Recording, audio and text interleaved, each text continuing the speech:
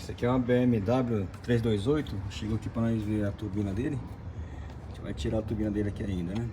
Mas ela tá vazando um pouquinho de óleo.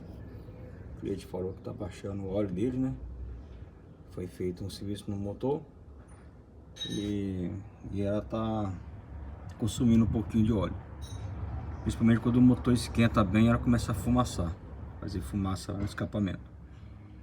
Aí a gente vai dar uma avaliada na turbina, tirar ela fora. Tem óleo aqui pingando. E vamos dar uma avaliada nela.